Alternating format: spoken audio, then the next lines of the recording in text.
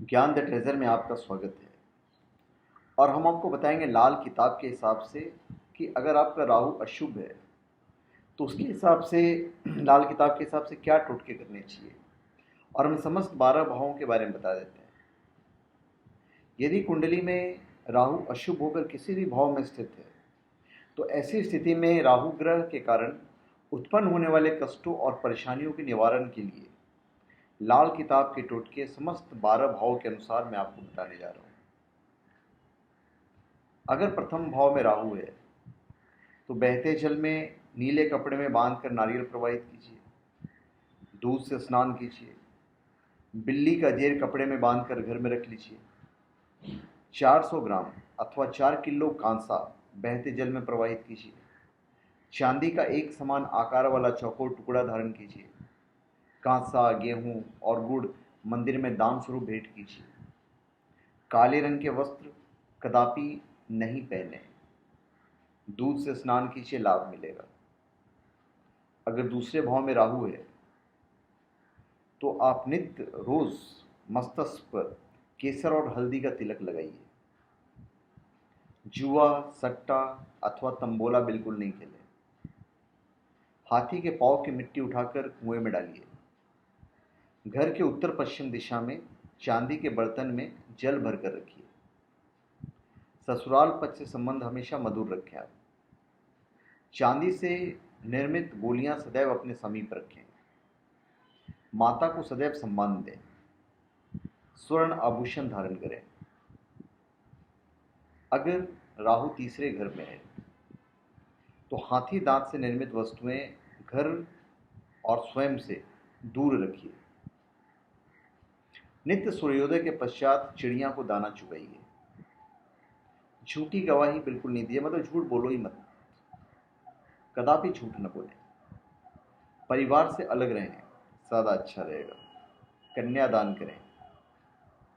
पुत्री के जन्म दिवस पर चावल, दूध और चांदी का दान करें।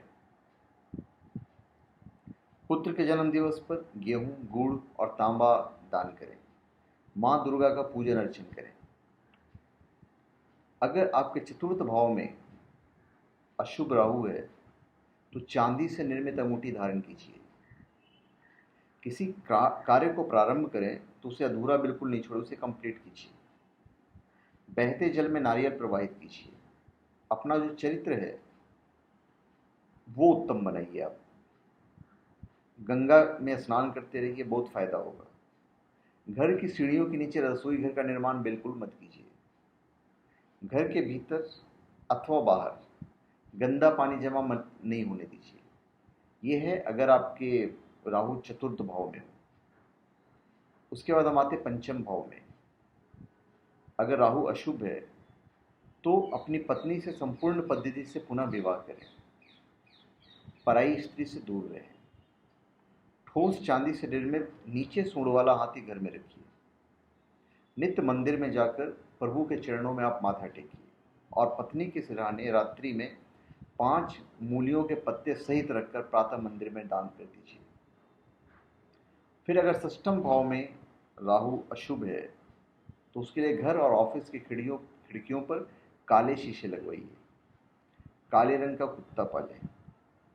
सरस्वती जी पर नीले रंग के पुष्प 6 दिन तक अर्पित करें।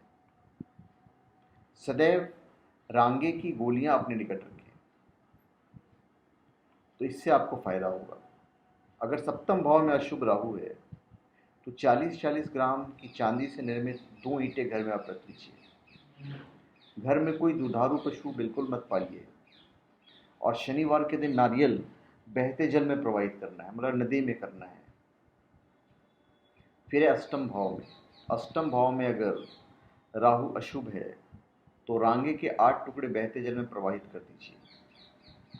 चांदी का चौकोर आकार का टुकड़ा अपने साथ सदैव रखें। नारियल को नीले वस्त्र में लपेटकर बहते जल में प्रवाहित कर दीजिए। वर्ष फल में भी यदि राहु अष्टम भाव में स्थित हो तो उस वर्ष शौचालय का स्थान बिल्कुल नहीं बदलें। फिर 9वें भाव में अगर राहु अशुभ है तो स्वर्ण आभूषण धारण कीजिए।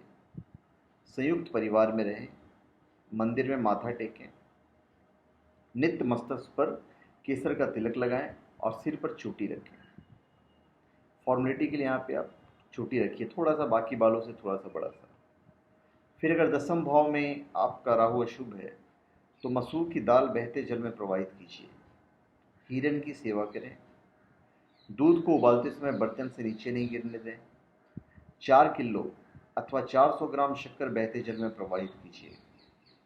सिर पर सदैव टोपी अथवा पगड़ी पहने। सदैव यह ध्यान रहे कि यह काले रंग की नहीं हो जो टोपी आप पहनेंगे। मसूर की दाल जल में प्रवाहित कर दीजिए। उसके बाद है एकादश भाव। एकादश भाव में अगर अशुभ है राहु तो मंदिर में जाकर दान दक्षिणा कीजिए। 4 किलो अथवा 400 ग्राम रांगा बहते जल में प्रवाहित कीजिए। इलेक्ट्रॉनिक से संबंधित खराब उपकरण ठीक कराकर ही रखें। घर में अस्त्र शस्त्र बिल्कुल नहीं रखें। सफाई कर्मचारी को यदि कदा छुट्टे पैसे दे दिया कीजिए और चांदी के गिलास में सदैव जल और दूध कीजिए। फिर द्वादश मतलब 12वां भाव, तो उसके लिए आपको व्यर्थ की चिंता करने की जरूरत नहीं है। ठोस चांदी से निर्मित नीचे सूंड वाला हाथी घर में स्थापित कीजिए। रसोई घर में बैठकर आप भोजन कीजिए। सरस्वती जी की नियमित रूप से पूजा करें और सौंफ और चीनी अपने तकिए के नीचे रखें। अभी समस्त भाव हेतु राहु के जो समान उपचार हैं वो मैं आपको बता देता हूँ। इलेक्ट्रॉनिक से संबंधित खराब उपकरण ठीक करा कर ही रखें। सरस्वती जी की नियमित रूप से पूजा करें। विवाह में कन्यादान करने की कोशिश कीजिए। धूम्रपान और तंबाकू का सेवन कदापि न करें। गोमेद रत्न धारण करें। तो धन्यवाद। आप हमारे चैनल पे सब्सक्राइब करें और अपने कमेंट दीजिए। धन्यवाद।